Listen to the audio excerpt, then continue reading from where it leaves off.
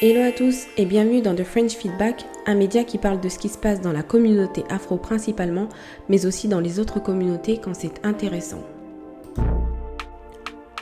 Revenons sur l'affaire Audrey Pulvar et le commentaire qu'elle a tenu sur l'UNEF face à la journaliste de BFM Apolline de Malherbe qui cherchait clairement à lui tirer les verres du nez.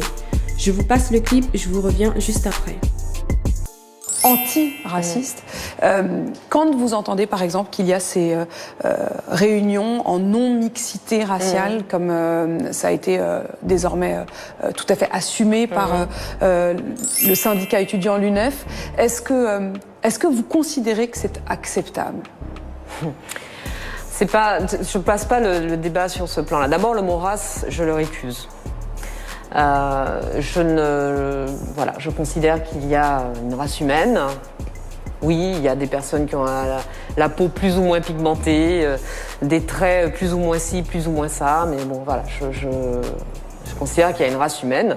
Après, les mêmes histoires, les mêmes combats, nous ne subissons pas les mêmes discriminations, nous n'avons pas les mêmes privilèges, mais nous sommes tous et toutes des êtres humains. C'est une régression. C'est une régression aujourd'hui. C'est ça l'important.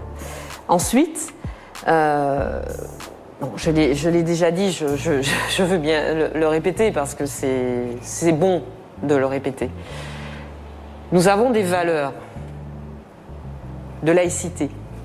Nous avons des valeurs de la République, un triptyque, liberté, égalité, fraternité, qui est mise en œuvre, qui est coordonnée par notre conception de la laïcité. Et la République, elle doit être chez elle, partout. Partout. C'est là qu'il y a des inégalités à combattre.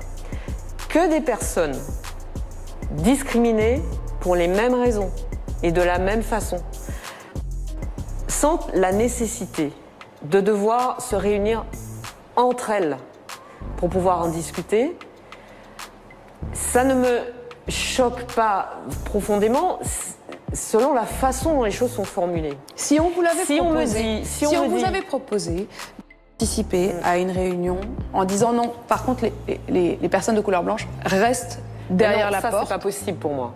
Ça n'est pas possible. C'est pour ça que je vous parlais de formulation. Je préfère les réunions réservées à que les réunions interdites à.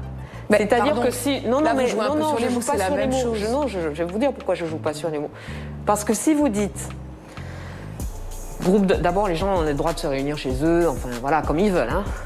Nouvel ordre. Enfin bon, dans les limites du Covid et tout ça. Mais là, en l'occurrence, c'est par exemple dans le cadre des universités. Si vous dites groupe de travail consacré aux discriminations dont sont l'objet les personnes noires ou métisses, quelque chose me dit, ou les femmes noires ou métisses, quelque chose me dit que 95 ou 99% des participants spontanément à cet atelier seront les personnes dont il est question dans l'intitulé. Mais il est bien différent.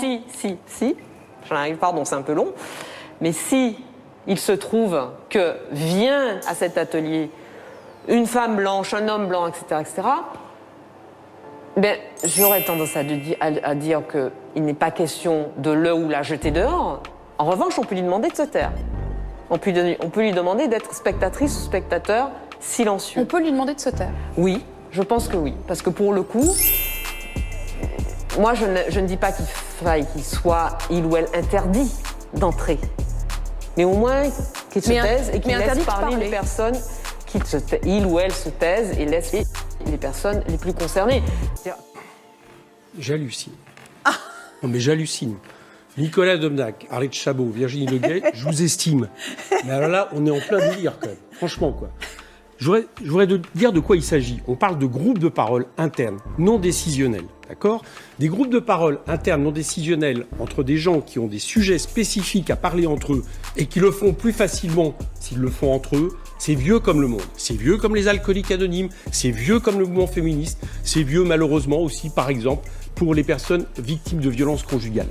C'est même tellement vieux comme le monde que, là je parle pas de groupe de parole, donc, il y a des organisations thématiques qui s'organisent sur des critères qui sont différents de leur objet même. Je vous cite par exemple l'UEJF, l'Union des étudiants juifs de France. Je vous cite les jeunesses ouvrières chrétiennes. Et même, si je veux aller plus loin, quand vous avez des syndicats de salariés, que je sache, Il n'y a pas de patron invité dans les syndicats de salariés. Et à l'inverse, quand vous avez le MEDEF, il n'y a pas des salariés invités dans le syndicat du MEDEF.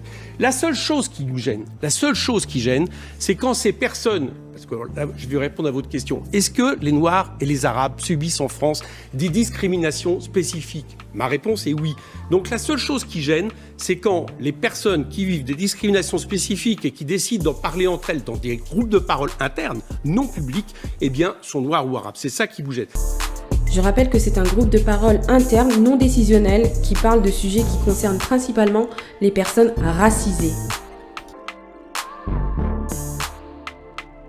Alors sur plusieurs plateaux télé, des journalistes tous blancs sont en train de lyncher Audrey Pulvar pour ses prises de position jugées discriminatoires. L'hypocrisie du monde médiatique français dans toute sa splendeur ici dévoilée. Les personnes racisées ne font déjà pas partie du débat national, mais quand il s'agit de prendre ses responsabilités et de créer des groupes de parole de personnes discriminées, là ça devient tout un problème et tout le monde veut s'inviter à la table.